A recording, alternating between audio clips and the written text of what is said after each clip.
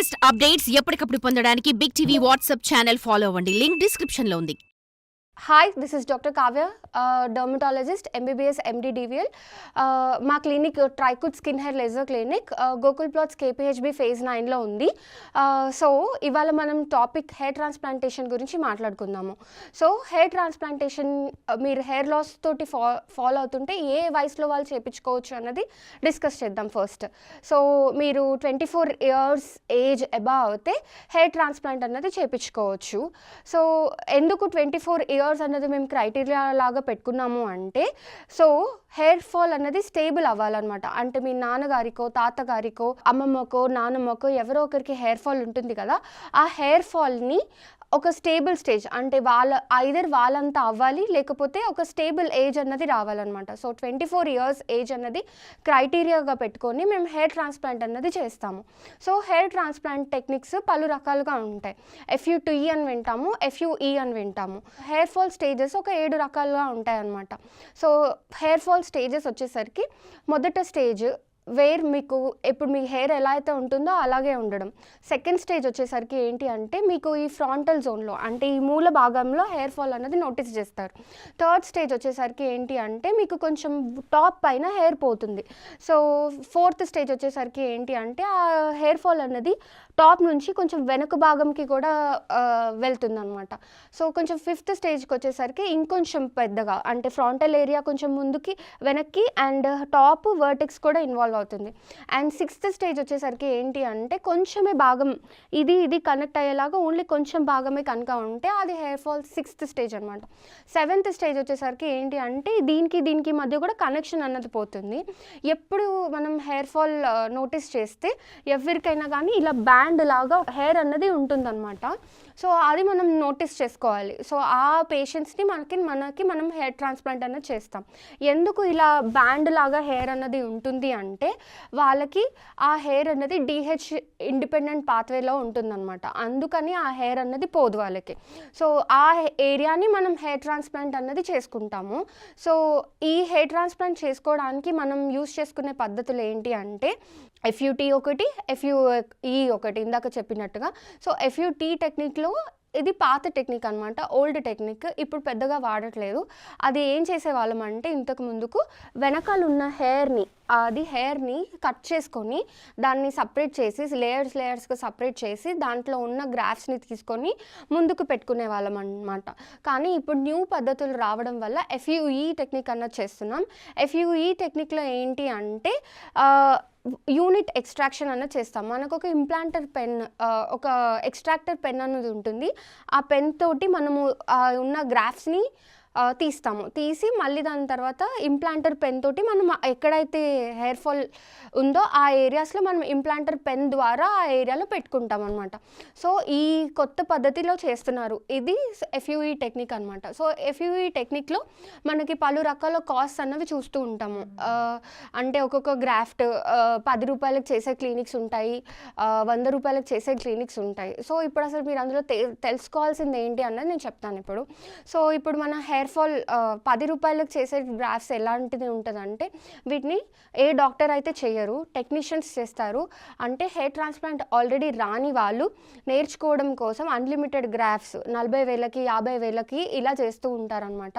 So ఇది మీరు వాళ్ళకి నేర్పిస్తున్నట్టు. సో మీరే ఇంకా డబ్బులు తీసుకోవాలి వాళ్ళ దగ్గర, ఎందుకంటే వాళ్ళు మీ స్కాల్ప్ పైన వాళ్ళు నేర్చుకుంటున్నారు కాబట్టి వాళ్ళ 10 రూపాయలకి అన్లిమిటెడ్ గ్రాఫ్స్, 40,000కి అన్లిమిటెడ్ గ్రాఫ్స్ అని చెప్పి చేస్తూ ఉంటారనమాట. సో వీళ్ళకి మీరే డబ్బులు ఇచ్చి మరి ఇంకా ట్రాన్స్ప్లాంట్ అనేది చేయించుకోవాలి.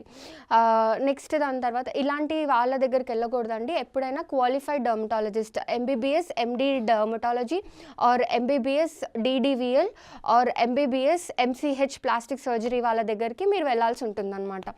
ఓకేనా? సో ఇలాంటి క్వాలిఫికేషన్ అన్నది వెరీ ఇంపార్టెంట్. క్వాలిఫికేషన్ చూసి మీరు డాక్టర్ దగ్గరికి అన్నది వెళ్ళాల్సి ఉంటుంది. అండ్ మళ్ళీ 100 రూపీస్ గ్రాఫ్ గ్రాఫ్స్ చేసే వాళ్ళ దగ్గరకి ఎందుకు అంత కాస్ట్లీ ప్రైస్ ఉంటుందంటే, కార్పొరేట్ సంస్థలు మార్కెటింగ్ పైన దే స్పెండ్ అ లిటిల్. ఆ అమౌంట్ డబ్బుల కోసం, ఆ మార్కెటింగ్ అండ్ స్ట్రాటజీ కోసం కొంచెం ప్రైజింగ్ అన్నది పెంచుతారనమాట. సో అండ్ అందులో కూడా డాక్టర్కి వచ్చేది ఏమి ఉండదు. డాక్టర్ మళ్ళీ 40-45 రూపీస్ వరకే దే విల్ టేక్ అనమాట. సో మీరు ఐడియల్గా ఒక ట్రాన్స్ప్లాంట్ చేయించుకుంటుంటే ఒక well qualified doctor around 30-45 rupees అన్నది ఛార్జ్ చేస్తారనమాట. సో ఈ ప్రైజింగ్ ఇష్యూతో కాకుండా the best service A doctor అయితే ఇస్తారో, వాళ్ళ ఎక్స్పీరియన్స్ ఎంత ఉందో, వాళ్ళు ట్రైకాలజీ పైన ఎంత ఇంట్రెస్టెడ్గా ఉన్నారు అన్నది చూసుకొని, వాళ్ళు ఎన్ని సర్జరీస్ చేశారు అన్నది చూసుకొని మీరు అలాంటి డర్మటాలజిస్ట్ ఆర్ ప్లాస్టిక్ సర్జన్ దగ్గరికి వెళ్ళాల్సి ఉంటుందన్నమాట. ఒకవేళ మీరు ఒక ప్రాపర్ డర్మటాలజిస్ట్ దగ్గరికి వెళ్తే, ఒకవేళ వాళ్ళు ట్రాన్స్ప్లాంట్ చేయకపోయినా వాళ్ళు మీకు ఏ డాక్టర్ అయితే బెస్ట్గా చేస్తారో వాళ్ళకి రిఫర్ అయినా చేస్తారనమాట. సో అందుకని మీరు క్వాలిఫికేషన్ చూసుకొని ట్రాన్స్ప్లాంట్ అనేది చేయించుకోండి. ఎందుకంటే ఒక చిన్న కార్ కొనేటప్పుడే మనం ఎంత రీసెర్చ్ చేస్తాము, అలాంటిది మనం హెయిర్ ట్రాన్స్ప్లాంట్ అంటే వెనకాల ఉన్న జుట్టు ముందుకు పెట్టుకుంటున్నప్పుడు మనం ఎంత జాగ్రత్త పడాలి. సో క్వాలిఫైడ్ దగ్గరికి వెళ్ళడం అన్నది చాలా ఇంపార్టెంట్ అనమాట. సో ఇప్పుడు ఎందుకు అసలు 30-45 రూపీస్ అయినా ఎందుకు అవుతుంది అన్నది నేను ఇప్పుడు చెప్తాను. సో నార్మల్ ఒక డాక్టర్ స్కిల్ బేస్డ్కి ఆయనకు కొంచెం మనీ ఇవ్వాల్సి ఉంటుంది. అండ్ ఇప్పుడు ఈ అడ్వాన్స్డ్ ఎఫ్యూఎల్ టెక్నిక్లో వచ్చేసరికి డిహెచ్ఐ టెక్నిక్, డిహెచ్టి టెక్నిక్ అని 2 ఉంటాయన్నమాట. డిహెచ్ఐ టెక్నిక్ అంటే ఏంటి అంటే direct hair implanter, and DHT technique అంటే డైరెక్ట్ హెయిర్ ట్రాన్స్ప్లాంట్. సో ఇదేంటి అంటే డిహెచ్టి టెక్నిక్ వచ్చేసరికి పాత టెక్నిక్ అనమాట. పాతది కాదు, ఎక్స్పెరిమెంటల్ టెక్నిక్ లాగా అనుకోవచ్చు. అంటే ఏంటి అంటే డైరెక్ట్ ట్రాన్స్ప్లాంట్ వెనకాల నుంచి ఫాలిక్యులర్ ఎక్స్ట్రాక్షన్ తీయగానే దాన్ని తీసుకెళ్ళి ముందుకి వెంటనే పెట్టేస్తారనమాట, టైం గ్యాప్ లేకుండా. కాకపోతే దీంట్లో ఇది ఒక ఎక్స్పెరిమెంటల్ బేస్గా చేశారు. కాకపోతే దీంట్లో చాలా ఇబ్బందులు ఎదురయ్యాయి. ఆ ఇబ్బందులు వచ్చేసరికి ఏంటి అంటే కింద నుంచి ఎప్పుడైతే వాళ్ళు సర్ఫేస్ ఏరియా తీసుకుంటుని అక్కడ పెడుతున్నారో, అలా పెట్టినప్పుడు ఏమవుతుంది అంటే పొజిషన్ ఆఫ్ ద బాడీ, అంటే ఇప్పుడు ఆ హెడ్ పొజిషన్ ఐదర్ పేషెంట్ని ఇలానే పడుకోబెట్టి ఇక్కడ నుంచి తీసి ఇక్కడ పెట్టడము, లేకపోతే ఇక్కడ నుంచి తీసి ఇక్కడ పెట్టడము, అలా పెట్టేసిన దాని తర్వాత కంప్లీట్గా పడుకోబెట్టినప్పుడు పెట్టేసిన గ్రాఫ్స్ ఒత్తుకుపోవడం లాంటివి జరుగుతూ ఉన్నాయన్నమాట. సో అందుకు డిహెచ్టి టెక్నిక్ అన్నది ఇప్పుడు కొంచెం ప్రిఫరబుల్లీ నేనైతే చేయట్లేదు. సో డిహెచ్ఐ టెక్నిక్ ఇది అడ్వాన్స్డ్ టెక్నిక్.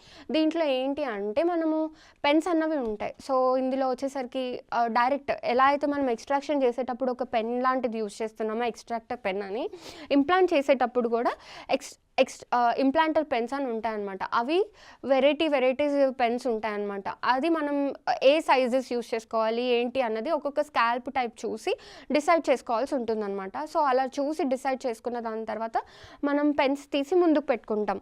ఆ పెన్స్ సైజెస్ అవన్నీ చూసుకొని ఏవైతే కావాలో అవి గ్రాఫ్స్ నీట్గా పెట్టుకుంటాం అనమాట. సో ఇది ఏంటి అంటే కొంచెం కాస్ట్ అన్నది ఈ పెన్స్ కొనుక్కున్నప్పుడు కొంచెం ఎక్కువ అయిపోతుంది అనమాట. సో ఇందులో మనం ఆబ్వియస్లీ పెన్స్ అన్నవి కొనాల్సి ఉంటుంది. ఎందుకంటే కొన్ని గ్రాఫ్స్ పెట్టగానే ఆ నీడ్లింగ్ అన్నది షార్ప్నెస్ తగ్గిపోతుంది. సో మనం కొత్త షార్ప్నెస్ కోసం మళ్ళీ ఇంకొక పెన్ తీసుకోవాల్సి ఉంటుంది. సో వాటి కాస్ట్ కూడా ఇంక్లూడ్ అయ్యి కొంచెం కాస్ట్ అన్నది పెరుగుతుంది అనమాట. సో ఇప్పుడు 30-45 రూపీస్ కంటే కూడా మనకి 80 రూపీస్ పర్ గ్రాఫ్ట్ లాగా ఛార్జ్ చేస్తామన్నమాట వీటికి. సో మనం ఇందులో దీనివల్ల ఎక్స్పోనెన్షియల్ రిజల్ట్ అంటే ఇప్పుడు మనం 50-60,000 ఎక్కువ రూపీస్ పెడుతున్నందుకు రిజల్ట్ ఏమన్నా చాలా ఎక్కువ వేరియంట్గా ఉంటుందా అని అనుకుంటే అంత వేరియంట్గా ఏముండదు. అడ్వాన్స్ ఎఫ్యూలో మనం ఫోర్సెప్స్ యూస్ చేసినా ఇది యూస్ చేసినా కానీ 2-3% డిఫరెన్స్ ఉంటుంది. సో అందుకు మేము పెన్స్ ఏవైతే డిఫికల్ట్ ఏరియాస్ ఉన్నాయో లైక్ బియర్డ్ ఏరియాస్కి కానీ ముస్టాచ్ ఏరియాస్కి కానీ ఎక్కడైతే కొంచెం డిఫికల్ట్ ఏరియాస్ ఉంటాయో అక్కడ పెన్స్ అన్నవి వాడుకొని కొంచెం పేషెంట్స్కి కాస్ట్ ఎఫెక్టివ్గా చేయడానికి అన్నది ట్రై చేస్తామన్నమాట. సో ఇప్పుడు ఇలా multiple modalities and multiple techniques ఉంటాయన్నమాట. సో ఇప్పుడు బయో ఎఫ్యూఈ అంటే ఏంటో తెలుసుకుందాం. బయో ఎఫ్యూఈ అంటే పిఆర్పి అంటే వినే ఉంటారు మీరు. సో పిఆర్పి అంటే ప్లేట్లెట్ రిచ్ ప్లాస్మా థెరపీ. దాన్ని కనుక మనం ట్రాన్స్ప్లాంట్ చేసేటప్పుడే కనుక చేస్తే దాన్ని బయో ఎఫ్యూఈ అంటామన్నమాట. సో బయో ఎఫ్యూఈ వచ్చేసరికి మన బ్లడ్ని తీసుకొని దాంట్లోంచి ప్లేట్లెట్స్ని సపరేట్ చేసి ఎప్పుడైతే మనం ఫాలిక్యులర్ యూనిట్ ఎక్స్ట్రాక్షన్ అంటే గ్రాఫ్స్ని తీసినప్పుడు దాన్ని పిఆర్పి సబ్స్టెన్స్లో వేస్తాం. పిఆర్పి సబ్స్టెన్స్లో వేయడం వల్ల దాని లాంగివిటీ కొంచెం పెరుగుతుంది అని. ట్రాన్స్ప్లాంట్ చేసేటప్పుడే ఒక పిఆర్పి చేయించుకుంటే అది ఇంకొంచెం బాగుంటుందన్నమాట. సో అలా చూసుకొని మనము చేసుకోవాల్సి ఉంటుంది. For more videos like this, subscribe Big TV channel.